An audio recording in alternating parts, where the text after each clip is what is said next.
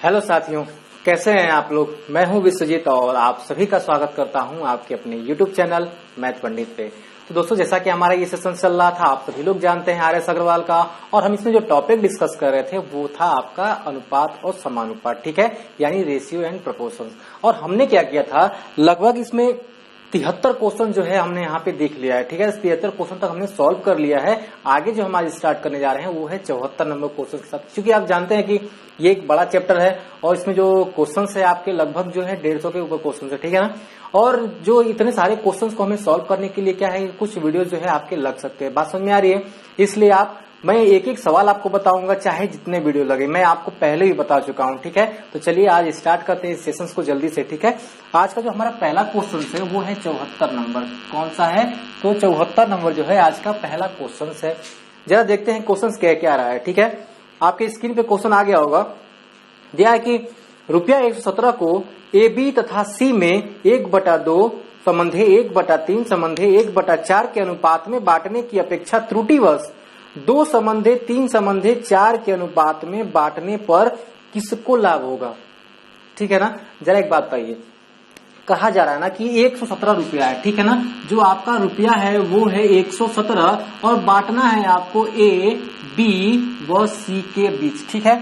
लेकिन क्या कहा जा रहा है ना कि जो बांटा जा रहा है उसका अनुपात आपको दिया है, जो बांटा जा रहा है उसका अनुपात आपको दिया है कि कितना, 1/2 संबंधे 1/3 संबंधे 1/4, ठीक है ना। इस अनुपात में बांटना था, लेकिन क्या हो रहा है ना कि त्रुटिवश गलती से क्या हो रहा है कि बांट दिया जा रहा है 2 संबंधे 3 संबंधे 4 के अनुपात में, ठीक है ना। यानी बांट दिया जा रहा है त्रुटिवश किसमें, 2 संबंधे 3 संबंधे 4 के अनुपात में बांट दिया जा रहा है। ये क्या है, ये त्रुटिवश है, यानी कि गलती से आप कह सकते हैं, गलती से या फिर त्रुटिवश बातें की हुई। बांटना था हमें इस अनुपात में, बांट दिया हमने इस अनुपात में। तो पूछ रहा है ना कि किसको क्या हुआ कि फायदा हो गया, यानी कि इस अनुपात में बांटने की तुलना में जब इस अनुपात में बांटा गया तो किसको फायदा हुआ, यही तो पूछ रहा है ना आपसे। तो जरा एक बात बताइए, देखिए यहाँ पे क्या होगा। सबसे पहले इसका हम फैक्टर को चेंज करेंगे। फैक्टर को चेंज करने के लिए क्या है कि इसके एलसीएम से क्या करते हैं, यहाँ पे गुणा करते हैं। बात समझ में आ रही है। एक एक चीज मैंने आपको बताया है, जब आप इसके एलसीएम से गुणा करेंगे आएगा कितना, देखिए जरा यहाँ पे 2 6 12, 6 4 3 12 और यहाँ पे 3 4 12, यानी कि 6 संबंधे 4 संबंधे 3 का अनुपात आएगा। और आपका यहाँ पे जो अनुपात दिया 2 संबंधे 3 संबंधे 4 का अनुपात दिया है। अब जरा एक बात बताइए, कह रहा है ना कि अगर हम क्या करें, इस अनुपात में अगर हम बांटे होते और इस अनुपात में अगर हम बांटे होते तब किसको ज्यादा फायदा होता, ठीक है ना। यानी कि बांटना था हमने इस अनुपात में, बांट दिया हमने इस अनुपात में, तो किसी को तो फायदा हुआ होगा, ये बात है यहाँ पे, ठीक है। तो देखते हैं किसको फायदा हुआ है। सबसे पहले देखिए यहाँ पे, अगर आप कहेंगे ना कि एक ही यहाँ पे एक का जो भाग था 6x था, यहाँ पे 4x था और यहाँ पे क्या था 3x था। इस बात को आप कंफर्म देख लीजिएगा, ठीक है। और इन्हीं तीनों को जब जोड़ा गया तो आया 117, यानी कि ये पूरा 117 जो है इन्हीं तीनों में बांटा गया है। जरा एक बात बताइए, तो हो कितना जाएगा, 13 हो जाएगा, 13x हो जाएगा, यानी कि 117 हो जाएगा और 13 9 होता है 117, यानी x बराबर आ जाएगा 9, ठीक है ना। x बराबर 9 हुआ तो आपको एक चीज पता चलेगा कि यहाँ से आप सबका वैल्यू निकाल सकते हैं, a, b और c का। जरा निकालिए, a का निकालेंगे तो कितना आएगा, 9 6 के 54 आ जाएगा, ठीक है। b का निकालेंगे तो कितना आएगा, 9 4 के 36 आ जाएगा। और c का निकालेंगे तो कितना आएगा, c का निकालने के बाद आपको आ जाएगा कितना, 9 3 27, ठीक है। अब देखिए, यानी कि अगर पहले के अनुपात, जो अनुपात में उसको बांटना था, अगर उस अनुपात में बढ़ता तो a को 54 रुपया मिलता, b को 36 रुपया मिलता और c को 27 रुपया मिलता। लेकिन जब इस अनुपात में बटा, ठीक है ना, जब इस अनुपात में त्रुटिवश बच गया, यानी कि अगर हम क्या करेंगे, ये 2x, ये 3x और ये 4x, यानी कि ये हो जाएगा a, b और ये c, और इन्हीं तीनों को जोड़ने के बाद बटा होगा आपका 117 रुपया, ठीक है ना। जरा एक बात बताइए, यहाँ पे टोटल 9 हो रहा है, टोटल 9 हो रहा है कि नहीं हो रहा है, तो 9 है तो 9x बराबर 117 या 9 बराबर 13 बार में जाएगा। x बराबर 13 है, x बराबर 13 अगर आप a में रखेंगे तो 13 दूना के 26 हो जाएगा, b में रखेंगे तो 39 हो जाएगा और c में रखेंगे तो 13 चौके 52 हो जाएगा। आप जरा बताइए यहाँ पे इस अनुपात में बांटने पर किसको फायदा हुआ। जरा एक बात बताइए, अगर इस अनुपात में बटा होता, अगर इस अनुपात में बटा होता तो a को 54 रुपया मिलता, b को 36 रुपया मिलता, c को कितना मिलता 27। लेकिन अगर त्रुटिवश इस अनुपात में बढ़ गया तो देखिए यहाँ पे a को कितना मिला 26, b को 39, ठीक है, और यहाँ पे देखिए c को 52। फायदा किसको हुआ, जहां बी को 36 मिल रहा था वहां बी को 3 रुपया अधिक मिल गया। ठीक है, सी को जहां 27 मिल रहा था यहाँ पे सी को भी क्या हुआ 52 रुपए मिल गया। तो फायदा हुआ कि नहीं इस अनुपात में बढ़ने से? किसको फायदा हुआ? तो बी और सी दोनों को फायदा हुआ, लेकिन ए को घाटा हो गया यहाँ पे। ठीक है, तो हमसे ये पूछा है कि लाभ किसको हुआ है, तो आप कहिएगा बी और किसको? सी को। ठीक है, ये हो जाएगा आपका आंसर। बात समझ में आ रही है? इतना बड़ा भी नहीं जाता, लेकिन थोड़ा सा मैं एक एक आपको स्टेप बताने के लिए मैं एक एक करके यहाँ तक ले गया हूँ। बात समझ में आ रही है? तो जल्दी से आप इसका स्क्रीनशॉट लिए, देखते हैं अगला क्वेश्चन। और इस टाइप के क्वेश्चन जो होते हैं ना, यही रैंक क्रिएट करते हैं। मैं आपसे बार बार बोलता हूँ, ठीक है ना। जब भी आपके अगर आप सीजीएल के एग्जाम दे रहे होंगे तो आपको अनुपात समानुपात का इस टाइप का क्वेश्चन आपको वहां पे देखने को मिल जाएगा। ठीक है, जिससे कि क्या होगा, ये क्वेश्चन आपके लिए रैंक क्रिएट करेगा।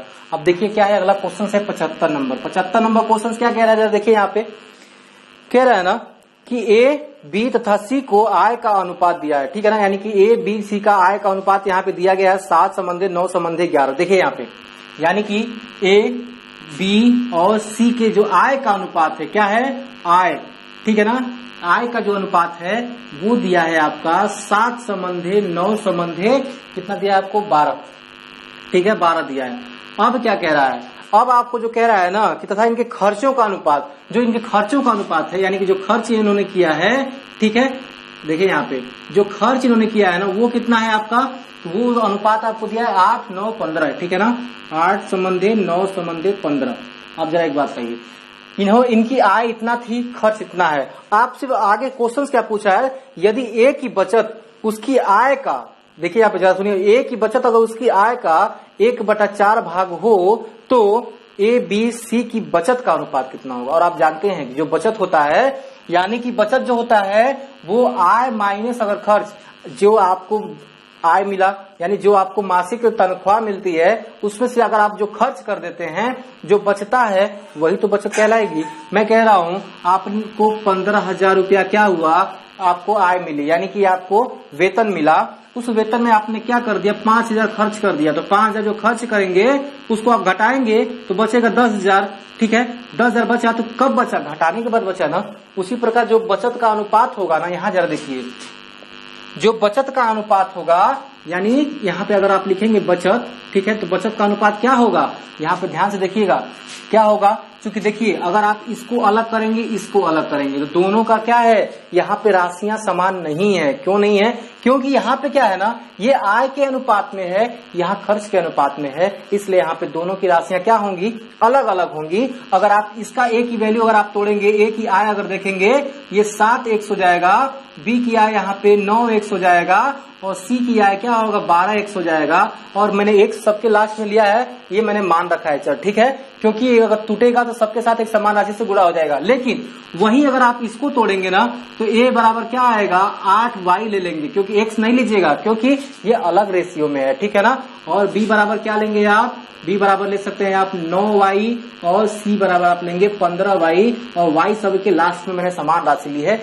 ये जो क्वेश्चन, ये सीजीएल का क्वेश्चन मैं आपको बता रहा हूँ, ये ऐसा वैसा क्वेश्चन नहीं है कि आप सोच रहे हो बड़ा जा रहा है, बड़ा नहीं है। देखिए बस आप थोड़ा सा दिमाग लगाइएगा, ये चीजें तो बस नॉर्मली है, आपको लिखने का जरूरत नहीं है, बस मैं समझाने के लिए इसको लिख रहा हूँ, नहीं तो आप डायरेक्टली इसको करेंगे, यहाँ पे ये चीजें लिखने की जरूरत नहीं है आपको। ठीक है, तो देखिए जो बचत का अनुपात होगा, बचत का अनुपात क्या होना चाहिए, जो बचत है आपका उसका अनुपात होना चाहिए कि कितना होगा, 7x माइनस 8y का। ठीक है ना, यानी कि ए का आय माइनस ए का खर्चा, ए का बचत हो गया। ठीक है, संबंध है बी की आय तो कितना है, 9x है, और बी का खर्च कितना है, 9y है, इसका बचत हो गया। क्योंकि वो आय में से अगर क्या करते हैं, बचत को खर्च को घटाते हैं तो बचत निकलता है। ठीक है ना, उसी प्रकार सी की आय 12x, ठीक है, माइनस 15y, ठीक है, इसका बचत निकल गया। अब देखिए जरा, बचत का अनुपात ये होना चाहिए, लेकिन कहीं x और y का मान आपको पता है, नहीं पता है, तो जरा देखिए कैसे निकालेंगे।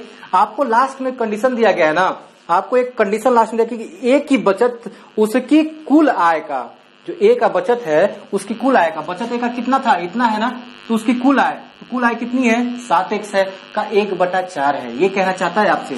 जरा ये कंडीशन यहाँ पे लिखिए, यानी कि 7x का जो 1/4 है वो क्या है, उसके बचत के बराबर है, यानी कि 7x माइनस 8y के। यानी कि आप यहाँ से निकाल सकते हैं कि 7x ऐसे ले लीजिएगा, 7 चौका 28x हो जाएगा, और 8 चौके 32y हो जाएगा। यानी कि ये हो जाएगा आपका 21x बराबर 32y, या फिर कह सकते हैं कि x संबंधे y बराबर हो जाएगा 32 संबंधे 21 हो जाएगा। ठीक है, देखिए यहाँ पे x और y की वैल्यू भी आपको मिल गई और यही आप रखेंगे, यहाँ पे क्या आएगा आपका आंसर आने वाला है। देखिए आप यहाँ पे क्या होगा कि 60 और x का मान क्या है 32 है, x का मान 32 है, y का मान 21 है, तो 7 रखेंगे यहाँ पे, तो 7 दूना के 14, 7 3 21 22 माइनस 8 y का मान रखेंगे, 8 एकम 8, 8 दूना के 16। बहुत आराम से करूंगा, कोई दिक्कत नहीं होने वाला यहाँ पे। ठीक है, अब देखिए यहाँ पे क्या है 9 का मान रखिए, तो 9 दूना के 18 हो जाएगा और 9 3 27, 27 एक हो जाएगा 28। ठीक है, और यहाँ पे माइनस 9 एकम 9, 9 दूना के 18 हो जाएगा। ठीक है, चलिए अब आगे वही कर लीजिए, 12 दूना के 24 हो जाएगा और 12 3 36, 36 2 कितना हो जाएगा 38 हो जाएगा। ठीक है ना, 12 3 36, 36 2 कितना हो जाएगा 38 हो जाएगा। और यहाँ पे देखिए माइनस 15 है, 15 एकम 15 हो जाएगा, 15 दूना 30 1 31 हो जाएगा। ठीक है, अब देखिए बस आप घटाइए, अनुपात निकल के आपके सामने होगा। ठीक है, यहाँ से घटाएंगे तो 6 बचेगा और ये 5 बचेगा। ठीक है, यहाँ 56 हो गया, इसको घटाएंगे तो 99 आएगा। ठीक है, इसको घटाइए कितना आएगा, देखिए जरा यहाँ पे 14 में से 5 जाएगा कितना आएगा 9 आएगा। ठीक है ना, 14 में से 5 गया 9 आया, 7 बचा यहाँ पे और यहाँ पे 6, यानी कि 69। आपका जो अनुपात निकल के आया वो 56 संबंधे 99 संबंधे क्या आया 59 का आया। ठीक है, बहुत ज्यादा हार्ड क्वेश्चन नहीं है, लेकिन इस टाइप के क्वेश्चन आपको एसएससी सीजीएल के मेंस के एग्जाम में आपको मिलेंगे देखने के। ठीक है, इसलिए मैं कहता हूं कि हर एक क्वेश्चन जो आपको इस बुक के अंदर दिया गया है, सारा क्वेश्चन ट्रिक से नहीं हल हो सकता, सारा क्वेश्चन छोटा नहीं होगा, इसलिए आप जल्दी से इसको करिए। हम देखते हैं अगला क्वेश्चन। ठीक है ना, चलिए अगर आप इस चीज के चक्कर में पड़े हैं कि छोटा क्वेश्चन अगर आपको मिले, मैंने इसको बहुत ही छोटे में किया है। ठीक है ना, मैं नहीं चाहता कि आपको विभिन्न प्रकार के क्या हो कि आपको नियम यहाँ बताऊं कि आप अपने भी कंफ्यूज हो जाएं। ठीक है ना, देखिए क्या है कि एक नियम पर अगर आप चलेंगे, अपने कंसेप्ट को अगर आप पकड़ के चल रहे हैं, जैसा क्वेश्चन कह रहा है उसके अनुसार आपका आंसर जरूर आएगा। ठीक है ना, ये जो क्वेश्चंस हैं आपके रेलवे में तो आते ही आते हैं, लेकिन रेलवे में इस टाइप के क्वेश्चंस नहीं पूछते। आप डरिए मत इसको देख करके कि बड़ा क्वेश्चन है, ये पूछा बड़ा एग्जाम में ही जाता है। अगर आपको एसएससी सीजीएल का अगर आप एग्जाम देने जा रहे हैं तो वहां ये क्वेश्चंस आपको देखने को जरूर मिलेगा। ठीक है, क्योंकि ये कई बार एसएससी सीजीएल के एग्जाम में इस टाइप का क्वेश्चन पूछा गया है। चलिए देखते हैं अगला क्वेश्चन। यहाँ पे अगला क्वेश्चन है 76 नंबर। यहाँ पे जो ये 2-3 क्वेश्चन है बहुत ही अच्छे क्वेश्चन है, बहुत ही आसान क्वेश्चन है। ठीक है ना, कह रहा है कि रामलाल 2 धनों को अपने 4 पुत्रों ए बी सी डी में क्रमशः 4 संबंधे 3 संबंधे 2 संबंधे 1 के अनुपात तथा 5 संबंधे 6 संबंधे 7 संबंधे 8 के अनुपात में बांटता है। देखिए क्या है, जो रामलाल है ना उसके पास 2 धन है। ठीक है ना, बात समझ में आई, 2 धन है उसके पास और एक धन को क्या कर रहा है ना कि एबीसीडी में कुछ अनुपात में बांट रहा है, दूसरे धन को कुछ अनुपात में बांट रहा है। ठीक है, तो कह रहा है ना यदि दूसरा धन पहले धन से 2 गुना हो तो सबसे अधिक धन प्राप्त करने वाला कौन है, ये पूछ रहा। तो देखिए जरा 2 धन है, माना ये पहला धन है उसका और ये उसका दूसरा धन है। ठीक है ना, तो पहला धन किस अनुपात में बांट रहा है मेरे भाई, 4 संबंधे 3 संबंधे 2 संबंधे 1 के अनुपात में पहला बांटा धन। दूसरा धन बांट रहा है 5 संबंधे 6 संबंधे 7 संबंधे 8, 5 संबंधे 6 संबंधे 7 संबंधे 8 के अनुपात में दूसरा धन बांट रहा है। लेकिन कह रहा है जो दूसरा धन है ना, वो दूसरा जो धन है वो पहले धन का 2 गुना है। ठीक है, पहले धन का 2 गुना है, यानी ये जो बांटा जा रहा है ना किनके बीच बांटा जा रहा है, ए बी सी और डी को बांटा जा रहा है ये सारे धन। ये बात आप याद रखिएगा। देखिए जरा यहाँ पे पहला धन जो है ए को कितना मिलेगा पहले धन का, तो 4x मिलेगा। ठीक है ना, बी को कितना मिलेगा तो 3x मिलेगा, सी को कितना मिलेगा 2x मिलेगा और डी को कितना मिलेगा x मिलेगा।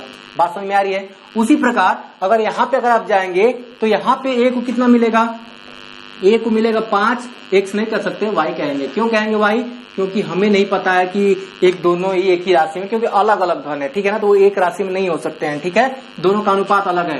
ये b बराबर क्या हो जाएगा 6y करिएगा, क्योंकि जो आप एक में रखेंगे 1 4 रखेंगे ना वही सब में रखना पड़ेगा, क्योंकि सब में समान राशि होती है। ठीक है, और क्या होगा c बराबर क्या होता है 7y हो जाएगा और d बराबर क्या होगा 8y हो जाएगा। ठीक है, यानी ये इतना धन इनको क्या हुआ मिला है। लेकिन एक कंडीशन आपको दिया है कि जो पहला धन है ना दूसरे धन से क्या है वो, दूसरा धन पहले से 2 गुना है। दूसरा धन अगर पहले से 2 गुना होगा यानी ये कुल धन कितना है 4 3 7, 7 और 2 9, 9 1 10। ठीक है ना, कितना हो गया 10 धन है पूरा ये। अगर ये 10 है 10x है, ठीक है ना, और ये बराबर कितना है आपका तो कितना देखिए जरा, 14, 14, 5, 19, 19 और ये कितना हो जाएगा 26 हो जाएगा, ठीक है ना। 19, 7 हो जाएगा आपका 26y। लेकिन एक बात आपको याद रखना है कि ये धन जो है ना दोगुना है तो बराबर तो हो ही नहीं सकता। अगर ये धन इससे दोगुना है तो बराबर कैसे कर सकते हैं, इसलिए आपको यहाँ भी 2 से क्या करना पड़ेगा, मल्टीप्लाई करके इसको भी दोगुना करना पड़ेगा, तभी ना बराबर होगा, तभी ना बराबर होगा। तो यहाँ पे 13 बार में कट जाएगा। अब देखिए क्या है कि 1 से संबंधित y बराबर आपको मिला 13 संबंधित 10। मिल गया ना, मिला कि नहीं मिला। लेकिन पूछ रहा है ना कि सबसे अधिक धन किसको प्राप्त हुआ है, ठीक है ना, सबसे अधिक धन। तो आपको पता है कि a को ये भी प्राप्त होगा, a को यहाँ देखिए 4x पहले वाले में से प्राप्त हो रहा है और 5y दूसरे वाले में से प्राप्त हो रहा है। यानी कि जो a को प्राप्त हुआ वो 4x प्लस 5y प्राप्त हुआ, क्योंकि दोनों धन में मिल रहा है उसको, एक धन इस अनुपात में मिल रहा है, एक धन इस अनुपात में मिल रहा है, ठीक है। अब देखिए क्या है, जब a को इतना मिला तो जरा x का मान रखिए 13 चौके 52, ठीक है, और y का मान रखेंगे 10, तो कितना हो जाएगा प्लस 5 10 50, ठीक है, यानी कि 102। a को मिला कितना टोटल 102 मिला। अब देखिए वहीं b को देखिए जरा, b को कितना मिल रहा है, यहाँ 3y और यहाँ 3x और यहाँ पे 6y, यानी कि 3x प्लस 6y टोटल मिल रहा है इसको। x की वैल्यू आपको पता है 13 तिया 39, ठीक है ना, प्लस 6 10 में 60 बराबर कितना मिला मेरे भाई, इसको 99 मिला ना। वैसे c की वैल्यू क्या हो जाएगी, यहाँ पे 2x है और यहाँ पे इसको 7x मिल रहा है, दोनों जोड़ेंगे 7y मिल रहा है, ठीक है ना। तो यानी कि x की वैल्यू क्या है, 13 दूना के 26 हो जाएगा, प्लस y 70 हो जाएगा, ठीक है ना, 7 10 में 70 बराबर क्या हुआ, इसको जोड़ेंगे तो कितना आएगा 96 आएगा, ठीक है। वहीं d की जरा देख लीजिए, d की बात करेंगे तो यहाँ x मिल रहा है और यहाँ पे 8y मिल रहा है। x की वैल्यू 13 है प्लस y की वैल्यू क्या है यहाँ से, क्योंकि x की ये रख रहे हैं y की ये रख रहे हैं, तो 80 है यहाँ पे, ठीक है। तो टोटल कितना हो गया 93 हो गया। आप जरा बताइए निम्न में से सबसे अधिक किसको मिला है, तो सबसे अधिक जो धन मिला है वो a को मिला है 102, ठीक है ना। यानी कि आपका जो आंसर होगा वो ऑप्शन नंबर ए होगा, ए को मिला है सबसे अधिक धन, ठीक है ना। ये क्वेश्चंस बस आपको आसान तरीके से करने हैं, बहुत ही ज्यादा हार्ड क्वेश्चंस नहीं है, क्योंकि सीजीएल के हिसाब से बहुत हार्ड क्वेश्चन नहीं है। इसी प्रकार के क्वेश्चंस आपको सीजीएल में देखने को मिलेंगे, ठीक है ना, इससे हार्ड नहीं देखने को मिलेगा। चलिए देखते हैं अगला क्वेश्चन अपना 77 नंबर क्वेश्चन, ठीक है ना। देखिए 77 नंबर क्वेश्चन आपसे क्या कह रहा है, जरा इसको भी हम देख लेते हैं एक बार। कह रहा है ना कि ए बी तथा सी के वेतन क्रमशः आपको 1 संबंधित 2 संबंधित 3 के अनुपात में है।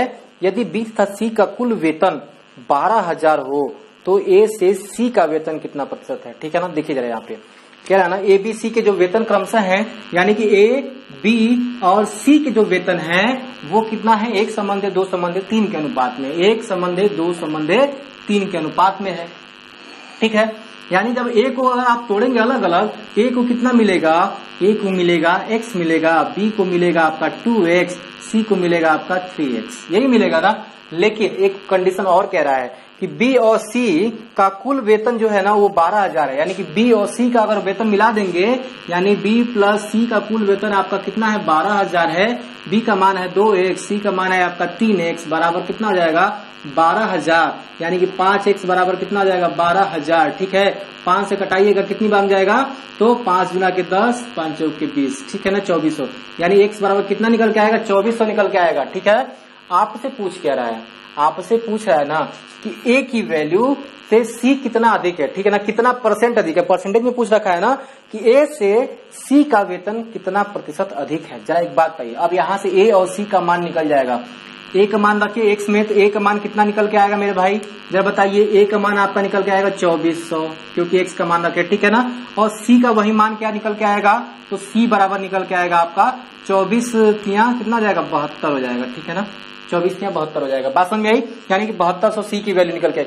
कितना अधिक है, आपने परसेंटेज निकाला है कितना अधिक है, तो अधिक तो आपको पता है ना कि कितना अधिक है, लेकिन वो परसेंटेज में पूछ रहा है किससे, तो ए से अधिक है आपका 4800, क्योंकि अगर आप घटाएंगे ए और सी में तो लगभग क्या है आपका 4800 अधिक है, 4800 अधिक है ना, किससे, तो ए से अधिक है। सी जो है 4800 अधिक है किससे, तो ए से। ये कितना है आपका 2400 है, और परसेंटेज निकालने के लिए 100 से गुणा, ठीक है ना, 2 जीरो से 2 जीरो कटा और 24 गुना के 48, 200%, यानी जो आपका आंसर आएगा वो आएगा 200%। परसेंट आएगा, जल्दी से आप इसका स्क्रीनशॉट ले सकते हैं, ठीक है ना, कोई दिक्कत नहीं होगी इसमें।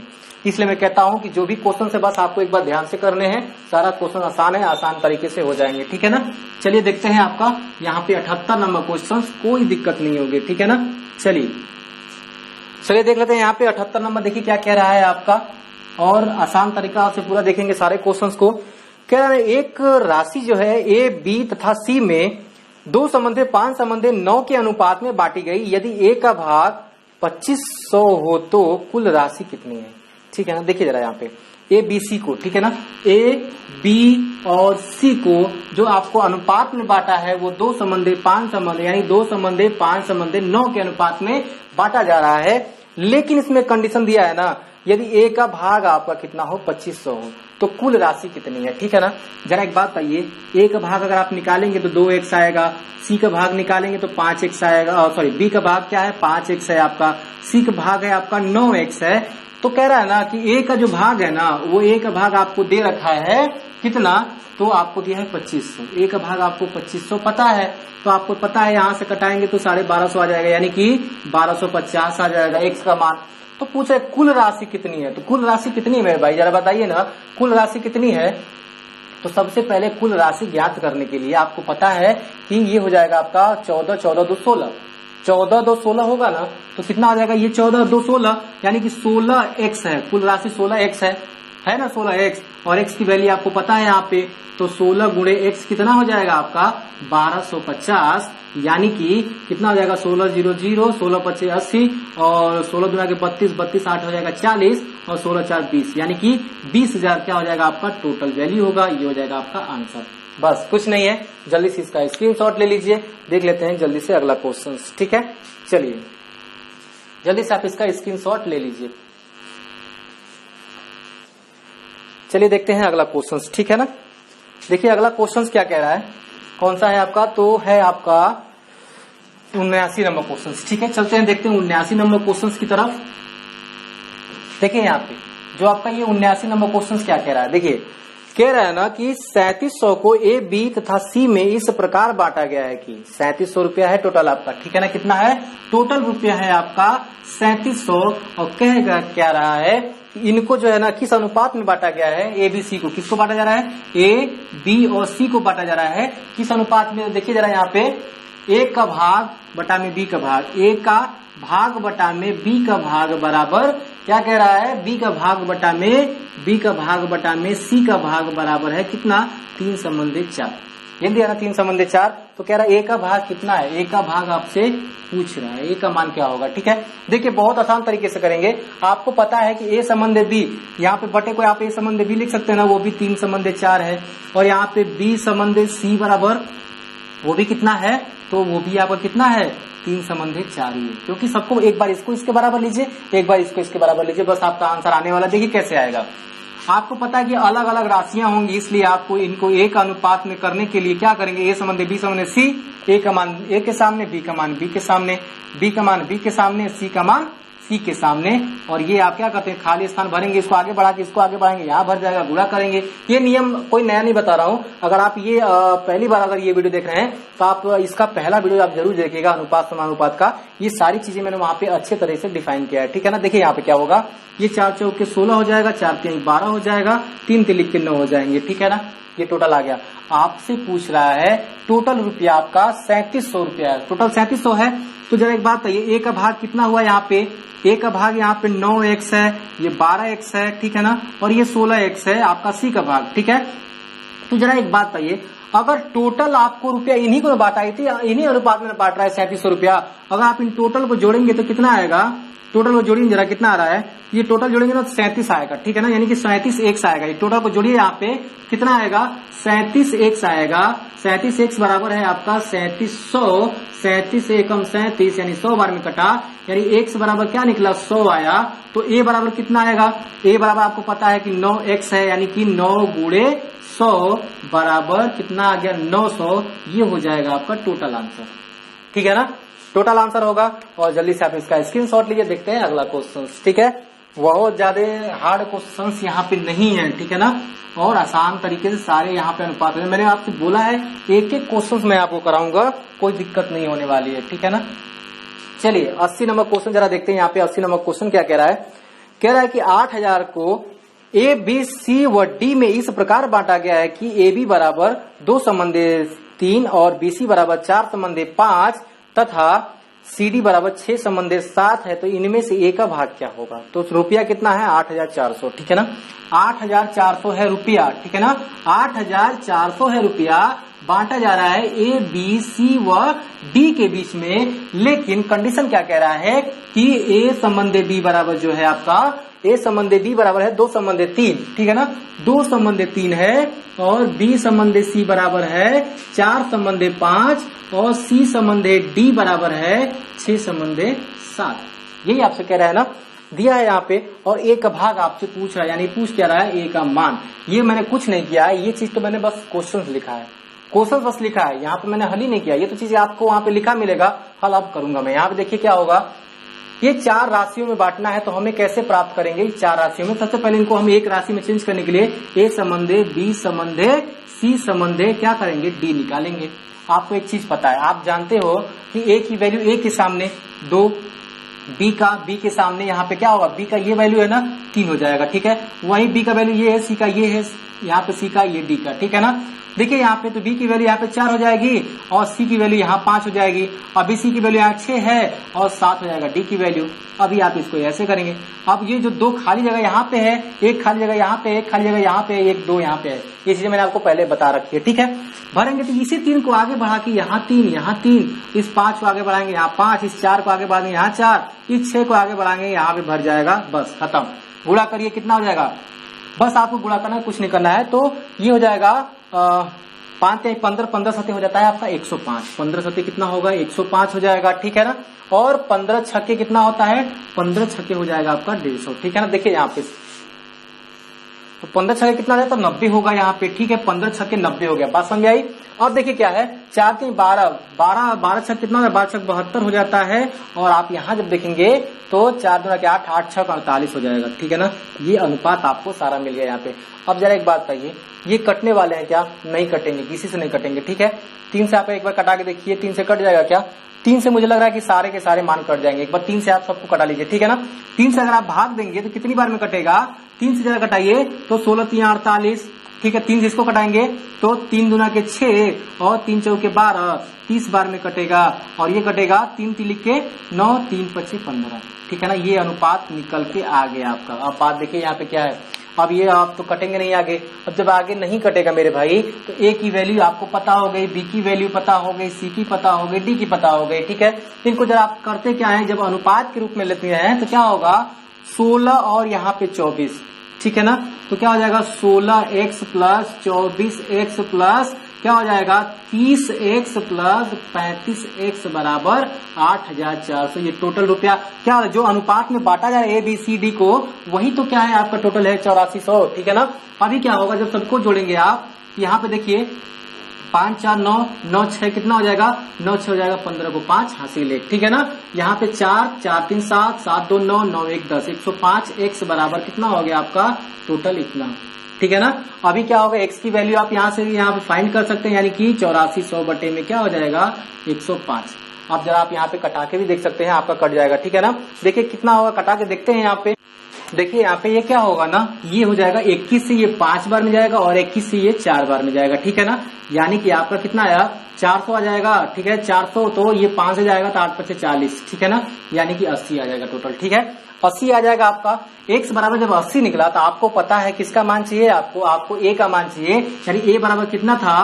तो 16x है। a बराबर कितना है? 16x है ना। और x की वैल्यू आपको पता चल गई, तो 16 गुणे x यानी कि 80 बराबर कितना हो जाएगा? तो देखिए जरा यहाँ पे ये 0 हो जाएगा। 16 बटे कितना हो जाता है?